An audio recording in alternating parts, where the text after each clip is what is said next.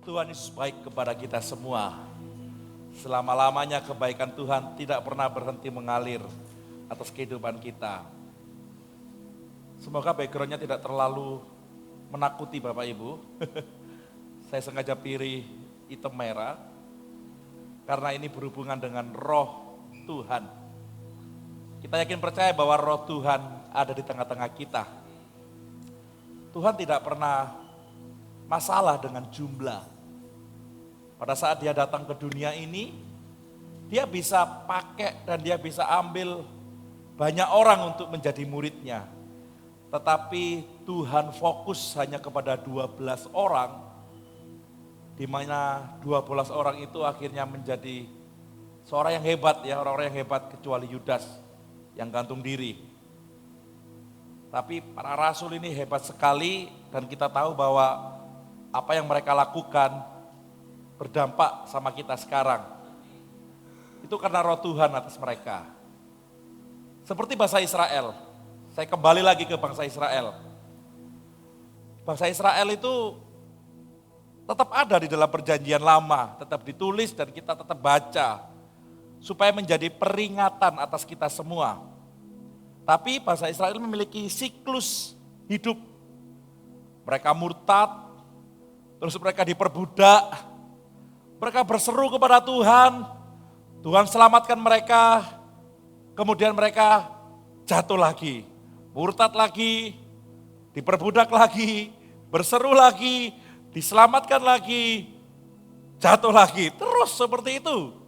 Bangsa Israel ya, kecenderungan umat Allah mengalami hal yang seperti itu. Bangun, pulih, merosot.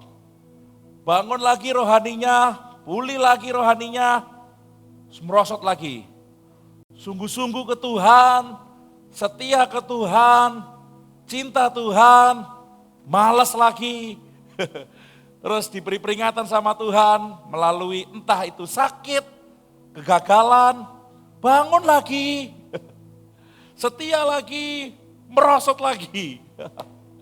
Itu warna ya. Apa yang dialami oleh orang Israel juga dialami oleh sebagian besar manusia. Kenapa? Karena ada kemerosotan rohani yang kadang orang lupa. Hanya iman yang sungguh-sungguh dan usaha yang tekun mencari Allah, serta penolakan yang terus-menerus terhadap dosa, memungkinkan kita, umat Allah, untuk memelihara kasih dan kemurnian kita yang semula kepada Tuhan. Jadi untuk tetap hidup dalam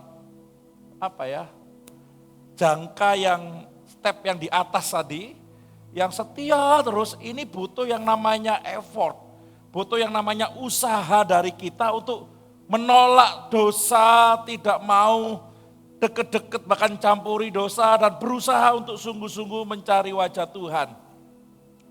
Karena sejarah keselamatan dari bangsa Israel ini mengajarkan kita bahwa umat yang enggan belajar dan mengambil manfaat dari kemerosotan rohani itu memiliki dampak yang menyedihkan.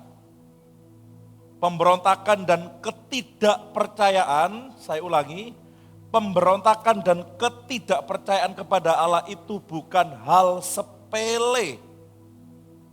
Baik pemberontakan maupun ketidakpercayaan ini merupakan pelanggaran yang besar kepada Tuhan dan akan mendatangkan konsekuensi. Pasti. Ketika orang percaya merendahkan atau berkompromi dengan standar yang tidak berasal dari Allah, mereka akan mendapatkan sanksi atas perbuatan. Padahal Allah adalah Allah yang sangat murah hati kepada umatnya. Amin. Dia senantiasa memberkati kita.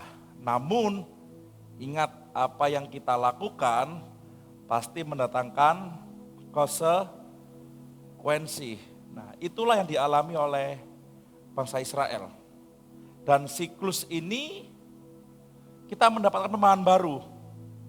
Bahwa dari perjanjian lama bangsa Israel mulai dipimpin Musa dan Yosua, setelah mereka mati, Tuhan mengangkat dimensi suasana yang baru. yaitu mengangkat hakim. Bukan hakim secara yudisial, tapi hakim di sini berbicara tentang pemimpin.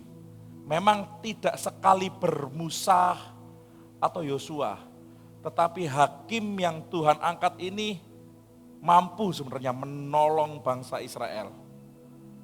Suatu kali karena kedegilan hati bangsa Israel, kemerosotan mereka terjadi kembali dan murka Tuhan kembali ada.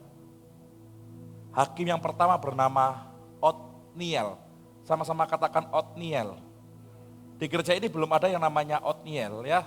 Tapi di gereja sebelah ada Otniel Sarosa namanya. Di gereja ini belum. Mungkin kalau ada punya anak laki-laki, mungkin Mas Gigi nambah anak laki-laki bisa namakan Otniel. Karena hakim yang pertama.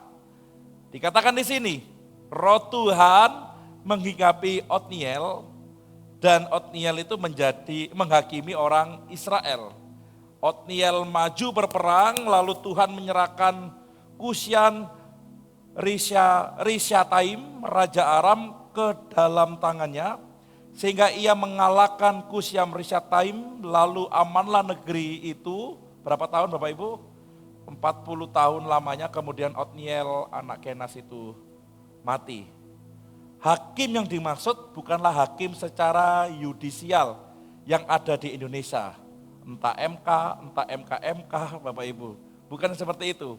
Tapi ini hakim adalah jabatan pemimpin khusus masa dari Yosua, setelah matinya Yosua sampai Nabi Samuel. Jadi ini masa kepemimpinan Israel setelah Yosua mati sampai masa Nabi Samuel sebelum Saul jadi raja. Tuhan mengangkat banyak nabi di situ. Sebenarnya sama saja. Kenapa sama? Karena pola bangsa Israel tadi. Habis setia, bertobat, mereka kembali lagi berbuat dosa, mereka kembali lagi murtad, terus Tuhan serahkan mereka kepada tangan yang lebih berkuasa, mereka berseru kepada Tuhan, diselamatkan, mereka berjanji setia lagi, murtad lagi, berbuat dosa lagi. Sama saja seperti itu. Karena kalau dilihat dari sejarah, kita melihat pola yang sama terjadi pada Israel, itu membuat kita menjadi suatu peringatan. Janganlah kita berbuat sama seperti apa yang orang Israel lakukan. Kalau dilihat dari sejarah juga, Otniel ini adalah mantu dari Kaleb. Kaleb itu orang yang masuk tanah Kanaan bersama dengan siapa? Yosua. Jadi Kaleb ini orang yang taat kepada firman Tuhan sama dengan Yosua. Dan Kaleb punya anak. Dan anaknya Kaleb dinikahi oleh Otniel. Sama kan kita Bapak Ibu, kalau kita sama-sama anak Tuhan, hendaklah keturunan kita juga menikah dengan sesama anak Tuhan, amin. Kalau kita adalah orang-orang percaya, hendaklah keturunan kita atau diri kita harus menikah bersama dengan orang percaya. Otniel ini adalah salah satu orang yang sudah melihat perbuatan Tuhan yang dahsyat selama dia hidup. Dia diceritain oleh bapak mertuanya ceritain betapa dahsyatnya Tuhan saat melakukan perkara di Mesir, bahkan sampai ke Kanaan. Dan Otniel sendiri melihat bahwa bangsa Israel saat mereka ada di Kanaan, mereka merosot moralnya. Ingat beberapa minggu yang lalu saya khotbah bahwa mereka menyembah dewa Baal dan Dewi Asitoret. Mereka menganggap bahwa tanah ini adalah tanahnya dewa Baal dan kesuburan hanya dimiliki dan berasal dari Dewi Asitoret. Makin lama bangsa Israel ini bukan makin percaya sama Tuhan, tapi moral daripada bangsa Israel ini makin bejat. Secara fisik mereka sudah mulai bercampur, tetapi secara roh mereka sudah mulai menyimpang daripada Tuhan. Dan Otniel ini diam-diam meratapi. Dia meratapi betapa sedihnya nasib bangsa Israel. Dulunya percaya, dulunya hanya satu Allah. Dulunya hanya mengandalkan Allah yang esa. Sekarang mulai banyak dewa-dewa, mulai banyak patung-patung. Dan mereka mulai meninggalkan Allah. Dan Otniel ini meratapi sedih keadaannya. Kok seperti ini? Dan disitulah ternyata Tuhan pilih Otniel. Dikatakan di ayat ini, Tuhan menghinggapi apa? Dia. Roh Tuhan menghinggapi Otniel. Arti kata dihinggapi ini dipenuhi, sama-sama katakan dipenuhi. Yang kedua diambil alih, sama-sama katakan diambil alih. Yang ketiga diberi kuasa, sama-sama katakan diberi kuasa. Dipenuhi, diambil alih, dan diberi kuasa. Tuhan mengintervensi langsung kepada Otniel sehingga tiba-tiba Otniel orangnya yang diam-diam meratapi nasib bangsa Israel, dia nggak mau ngomong, tiba-tiba dia langsung ngomong bahwa bangsa Israel kamu harus tobat. Kamu gak boleh melakukan ini, kamu harus kembali ke halamu. Kenapa? Karena selama bangsa Israel melakukan perbuatan yang salah, Tuhan lempar lagi mereka kepada Raja Aram ini, Bapak Ibu Saudara kasih Tuhan. Setiap kali bangsa Israel ini melakukan kesalahan dan terus melakukan kesalahan, Tuhan lempar lagi ke raja yang lain. Dengan tujuan supaya mereka bertobat. Ya benar mereka bertobat Bapak Ibu, tapi mereka juga akan kembali kepada cara yang lama. Dan peristiwa ini ditulis, sebenarnya sama, kata dihinggapi itu sama dengan di Bilangan 11 ayat yang ke-25. Kita baca dulu ya. Bilangan 11 ayat 24-25. Kita baca dulu sama-sama, 2, 3.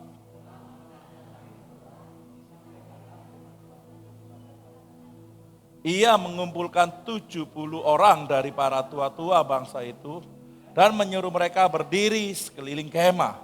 Lalu turunlah Tuhan dalam awan dan berbicara kepada Musa. Kemudian hinggap padanya dan ditaruhnya atas ke-70 tua-tua itu. Ketika roh itu hinggap pada mereka, kepenuhanlah mereka seperti nabi. Ini pada saat bangsa Israel ini bosan dengan mana. Tiap hari mana. Bosan Tuhan, hidup kok gini-gini saja. Dia protes sama Musa. Musa, bisa gak sih kamu kasih kami daging? Kamu keluarkan kami dari Mesir, tapi kamu kasih kami makan mana. Bosan sudah ini berapa tahun. Dan Musa mendapatkan komplain seperti itu, dia komplain lagi kepada Tuhan. Tuhan lihat nih, jemaatmu, bangsamu kepingin daging. Apa yang harus katakan kepada mereka? Muncul ayat ini. Lalu roh Tuhan yang hinggap pada Musa, diambilnya berapa? Separuh, terus ditaruh kepada 70 tua-tua itu, sehingga para tua-tua itu kepenuhan seperti apa? Nabi. Nabi ini selalu berbicara tentang apa yang Tuhan mau. Selalu. Nabi itu keras ngomongnya. Salah, benar. Jadi Nabi ini memperkatakan apa yang Tuhan mau katakan kepada para umatnya. Ayat yang sama, dihinggapi, dikuasai, dipenuhi oleh roh Allah, bukan roh setan. Ya, banyak orang sekarang sedang ingin dihinggapi oleh roh setan. Kemarin saya lihat di media sosial, ada anak-anak SMA yang sedang membuat sebuah ritual memanggil jelangkung Bapak Ibu. Dan benar-benar katanya kesurupan jelangkung. Beda ya, roh Tuhan dengan roh setan itu beda. Roh Allah itu menghinggapi tua-tua ini sama seperti roh Allah menghinggapi siapa tadi? Otniel, sehingga dia berani mengatakan apa yang Tuhan mau katakan dan berani untuk menyampaikan visi misi dari Allah secara langsung. Mereka melihat, mendengar persis seperti apa yang Allah mau. Persis dengan apa yang Otniel dapatkan. Bangsanya yang rusak, satu orang yang taat sama Tuhan, namanya Otniel. Tapi satu kali dia berani speak up, berani ngomong.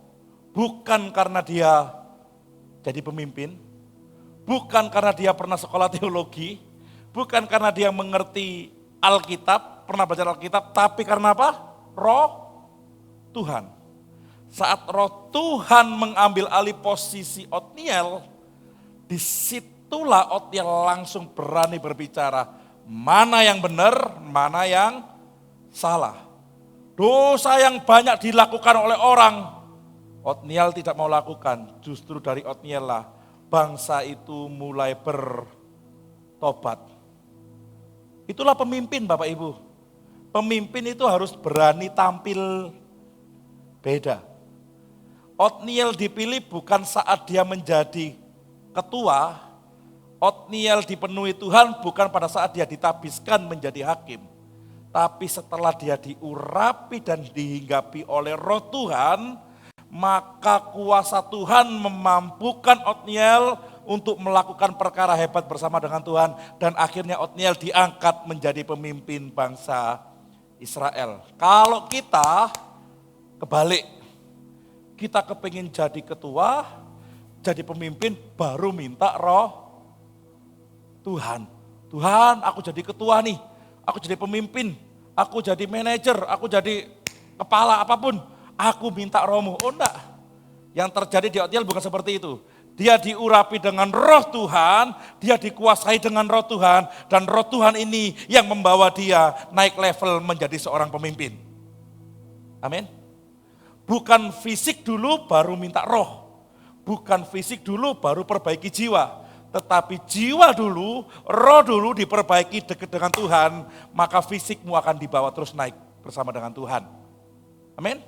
Jadi orang itu selalu pengen, aku pengen jadi seperti dia. Aku pengen jadi, fokusnya itu material. Fokusnya itu yang kelihatan. Dia lupa bahwa ada roh Tuhan yang memampukan dia untuk melakukan segala perkara. Jangan dibalik. Kalau kita balik, kita seperti orang Israel. Jatuh, bangun.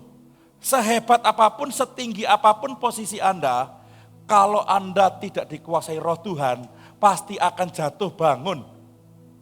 Pasti. Ayat ini kan dikatakan, kita kembali lagi ya. Saat roh Tuhan menghinggapi, siapa tadi namanya? Otniel akhirnya menjadi pemimpin. Dan pada saat dia menjadi pemimpin, Raja Aram ini yang bertahun-tahun menindas orang Israel karena memang Tuhan kasih orang Israel kayak Raja Aram bisa dibebaskan. Raja Aram ini dikenal sebagai raja yang kejam, double kejamnya, double jahatnya, double ganasnya dari raja sebelumnya yang pernah nindas Israel. Siapa raja terakhir? Fir'aun. Fir'aun itu kurang kejam apa? Tetapi ternyata Raja Aram ini double lebih ganas, lebih beringas kepada bangsa Israel dan menekan mereka. Mereka untuk keluar dari bangsa Mesir aja perlu Musa untuk mengeluarkan mereka. Yang Fir'aun levelnya kalau level mie setan itu mie berapa ya? Katakan level 5 lah Fir'aun ini. Tapi Raja Aram ini level 10. Pedesnya gak karu-karuan. Untuk keluar dari Mesir aja harus keluarkan Musa. Di sini ternyata Otniel ini bukan sembarangan orang. Walau kisahnya hanya sedikit ditulis. Tapi dia bukan sembarangan orang. Kenapa? Karena roh Allah menghinggapi dia. Sekejam apapun Raja Aram, sekuat apapun Raja Aram menekan bangsa Israel. Kalau roh Tuhan menguasai seseorang, maka segala sesuatu yang tidak mungkin menjadi mungkin. Hebatnya Otniel ini bukan karena kekuatannya dia, tapi karena roh Tuhan ada pada dia. Sama dengan kita. Kita berusaha sekeras apapun secara tubuh, kita nggak akan pernah maksimal. Tapi kalau kita dekat dengan Tuhan dan roh Tuhan menghinggapi kita, maka segala sesuatu yang tidak mungkin pasti akan kita bisa lakukan. Amin. Beda Bapak Ibu, beda. Makanya kalau orang luar, gereja luar berkata tentang promosi daripada Tuhan. Tahu ya maksudnya ya? Bukan promosi jabatan. Orang selama ini tuh mikir promosi jabatan supaya ada kenaikan gaji, bla bla bla bla. Dia lakukan ini, dia lakukan itu, oke, enggak apa-apa. Tapi jangan lupakan seseorang yang bernama Otniel. Dia diem-diem, tidak melakukan apa yang dilakukan oleh kebanyakan orang di Israel, bangsa Israel. Dia tidak ikuti kepercayaan yang lain. Dia tidak kawin campur, dia tidak menyembah yang lain. Dia tidak mendua hatinya kepada Baal, kepada Dewi Asitoret, dan yang lain-lain. Otniel mungkin seorang diri. Karena Alkitab gak nyarat secara gamblang. Mungkin dia seorang diri yang melakukan firman Tuhan. Mungkin orang lain ngomong cupu. Israel ini cupu, gak seperti yang lain. Yang lain suka berbuat dosa, Otniel enggak. Yang lain sudah menyembah dewa Baal, Dewi Asitoret, Otniel enggak. Mungkin dia di rumah saja dia meratapi kenapa bangsaku seperti ini. Apalagi dia mantu seorang Kaleb. Di mana Kaleb ini orang yang juga luar biasa seperti Yosua. Tapi saya melihat, kalau saya boleh bilang, Otniel ini enggak kalah luar biasa. Seperti Musa dan Yosua. Karena dia bisa melepaskan bangsa Israel dari tangan yang double kejam. Tangan yang begitu luar biasa menekan. Kalau kita pelajari hari ini apa? Kalau kita sudah bertobat, jangan kembali ke tempat yang lama. Karena tempat yang lama itu bikin kita susah. Dan kalau kita kembali ke tempat yang lama, maka pasti akan menimbulkan sanksi atau akibat yang lebih berat daripada sebelumnya. Bukan fokus pada fisik supaya dipulihkan, namun kepada jiwa dan roh. Bangsa Israel dipulihkan jiwa dan rohnya dulu. Saat roh Allah hinggap kepada Otniel, Otniel ngajar bangsa Israel, memperbaiki kelakuan dari bangsa Israel. Dan saat bangsa Israel roh dan jiwanya sudah benar, mereka bisa keluar dari tekanan. Dan mereka bisa mengalahkan Raja Aram itu. Dan selama Otniel hidup 40 tahun, mereka hidup dalam kedamaian. Kita cari apa sekarang? Mau kerja, mau set job, mau main job, gaji pokok gak cukup, mau tambahan, silahkan. Engkau cari apapun itu, sampai kerja kepala di kaki, kaki di kepala, jungkir. Balik engkau berkata, aku punya anak, aku punya cucu banyak, apapun itu silakan. Tapi jangan lupakan kehidupan roh kita. Karena kehidupan roh kita saat kita dipulihkan bersama dengan Tuhan, maka kehidupan jasmani kita terlebih akan dipulihkan oleh Tuhan. Jangan lupakan itu. Otniel itu butuh momen dihinggapi roh Allah. Kita, roh Allah sudah ada dalam kita. Berkita jauh lebih hebat daripada Otniel. Amin. Kalau Otniel sudah hebatnya luar biasa, kita jauh lebih hebat daripada Otniel. Dia hanya butuh satu momen, dia boom. Kita berhari-hari, berminggu-minggu, berbulan-bulan, bertahun-tahun Roh Kudus ada dalam hati kita. Ada guyonan kan? Saat kita nanti masuk surga, ada guyonan, ini guyonan. Mungkin Bapak Ibu kan kelihatan Musa. Musa hebat banget kamu. Yosua hebat banget kamu. Gitu ya. Otniel kamu hebat banget bisa ngelawan Raja Aram dan lain-lain. Wah. Gimana rasanya kemenangan Musa terhadap bangsa-bangsa yang kamu kalahkan? Gimana rasanya kemenangan yang didapat oleh Yosua saat kamu meruntuhkan ini? Gimana rasanya? Tahu enggak, para nabi, para pendahulu di perjanjian lama mereka tanya, gimana rasanya Riko saat Roh Kudus diam di dalam kamu setiap hari? Ini Roh Kudus ini bukan sembarangan roh, bukan roh biasa. Ini roh yang penuh dengan kuasa. Kalau zaman perjanjian lama itu perlu momen. Untuk dihinggapi itu perlu momen saja. Tetapi setelah Yesus mati dari kayu salib, dia berkata apa? Aku kirimkan apa? Roh Kudus. Roh penolong. Yang menolong kamu, yang diam di dalam kamu. Dan apapun yang kamu lakukan di dalam aku, pasti dahsyat. Karena ada ayatnya. Jika Allah bersama dengan kita, maka siapa lawan kita? Bersama dengan Tuhan kita mampu melakukan perkara yang hebat. Amin. Jadi kuatkan diri kita. Aku lebih dari Otniel. Ya memang ada yang namanya Otniel di sini ya. Aku lebih daripada Otniel. Kalau Otniel aja hebat, aku lebih hebat. Karena setiap hari roh Tuhan menghinggapi aku. Karena setiap hari roh Tuhan menguasai aku. Amin, Bapak Ibu sudah kasih Tuhan. Tapi masalahnya sekarang orang Kristen tahu enggak bahwa Roh Kudus, Roh Tuhan itu sangat penting dalam kehidupannya. Masalahnya orang Kristen ini lucu ya yang terjadi orang Kristen itu. Dia tahu dia punya senjata yang hebat, tapi dia enggak pernah gunakan. Seperti gitu ya, dia punya senjata yang hebat, tapi dia enggak sadar senjata ini dia bawa kemana-mana. Dan dia terus kalah dengan yang namanya dunia ini. Padahal roh ini itu mampu menolong kita di segala situasi dan kondisi. Bahkan ada ayat berkata, sebenarnya doa kita itu enggak pernah bisa nyampe ke Tuhan tanpa bantuan dari Roh Kudus yang menyampaikan doa kita. Jadi Roh Tuhan atau Roh Kudus kita itu yang ada dalam kita itu sangat besar kuasanya. Inilah yang memampukan kita. Makanya saya pernah pakai dan saya pernah bilang, pakailah iman daripada Tuhan.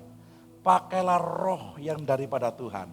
Maka engkau akan lebih daripada pemenang. Ada lagu berkata, lebih dari pemenang.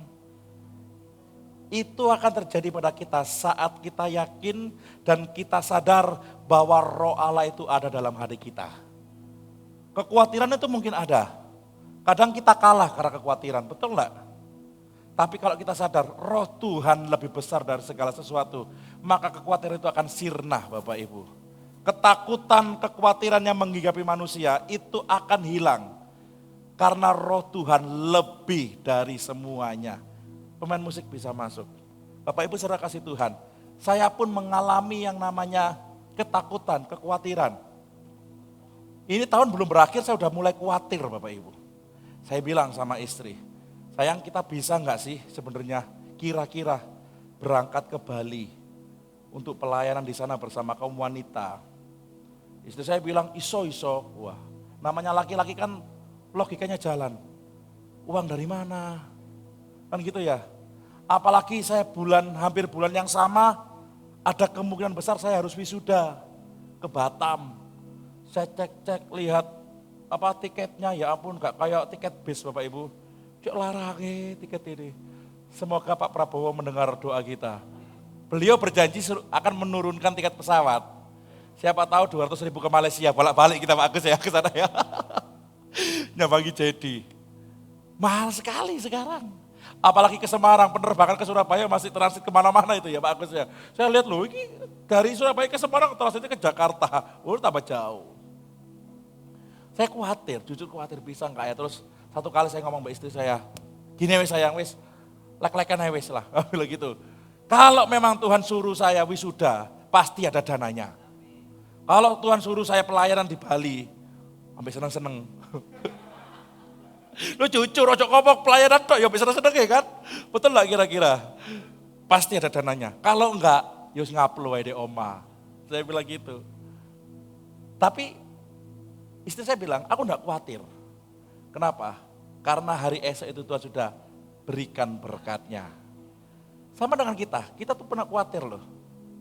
Kita punya ketakutan. Sama, dulu saya juga sama. Kayak Laura juga sama. Habis wisuda, kok gak langsung kerja. Pak Agus dulu langsung kerja, dulu Pak Agus. Belum juga ya, kita ada delay beberapa bulan, harus gak kerja. Wis sarjana tapi gak kerja. Kalau laki-laki izin rek gitu dulu. Apalagi tetangga kan tahu ya, jare ini sarjana, tapi ora kerja. Bener tak sarjana sampean lah gitu. Boleh di-klik, dimatikan aja petnya. Tapi yang terjadi apa? Bahwa Tuhan berbuat jauh lebih dari apa yang saya pikirkan. Roh Tuhan itu memampukan kita semua untuk melakukan perkara-perkara yang di luar pikiran kita. Amin Bapak Ibu sudah kasih Tuhan. Ingat sekali lagi, sayanya merasa Otniel ini orang yang hebat. Kenapa? Karena Roh Allah menghidupi dia. Itu pada saat momen-momen tertentu. Bayangkan kita yang tiap hari dihinggapi oleh Roh Kudus. Bahkan bukan hanya dihinggapi, tetapi Roh Kudus itu ada dalam hati kita. Makanya Bapak Ibu, di hati ini tidak boleh ada dua Tuhan. Tidak boleh ada dua Tuhan, hanya ada boleh satu Tuhan, yaitu Tuhan Yesus. Jangan dua Tuhan, satunya Mamon, satunya Tuhan, tidak bisa. Harus ada satu Tuhan, yaitu Tuhan Yesus. Kalau memang dia raja, dia pasti berkuasa atas hidup kita. Kadang mulut kita saja ngomong dia raja, mulut kita saja ngomong dia Tuhan. Kita ngomong Roh Kudus ada, cuman kita tidak pernah konfirmasi. Kita nggak pernah nyatukan itu dengan tubuh jasmani kita. Saat kita konfirmasi bahwa Allah dan Roh Allah ada di dalam saya dan dia bergerak bersama dengan saya, maka segala sesuatu yang saya lakukan pasti diberkati oleh dia. Bukan karena kemampuan kita, tetapi karena Roh Tuhan. Jadi kita nggak bisa membanggakan diri. Bapak Ibu, tangan kita diberkati Tuhan loh. Nih anak nih, anaknya penjual jus Bapak Ibu.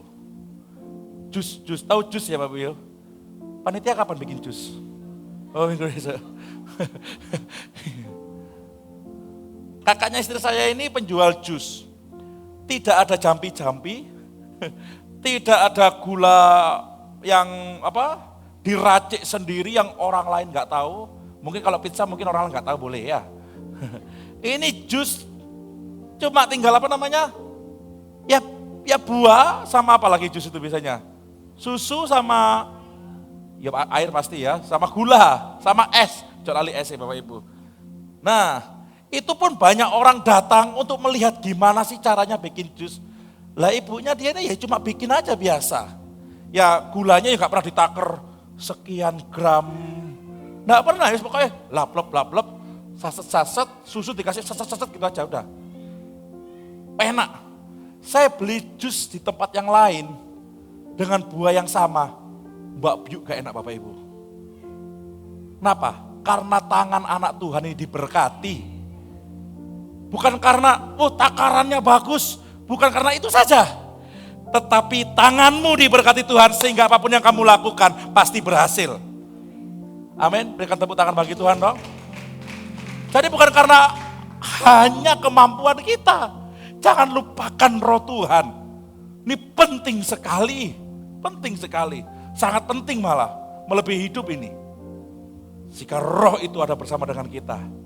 Niscaya, percayalah pada saya. Bahwa hidupmu tidak akan sama. Tapi hidupmu akan terus berubah, berkembang. Dan kau akan dipakai Tuhan terus. Sampai tutup usia. Biarlah nama Tuhan dipermuliakan atas kita semua. Amin. Mari bangkit berdiri, saya butuh perjamuan kudus untuk pelayannya.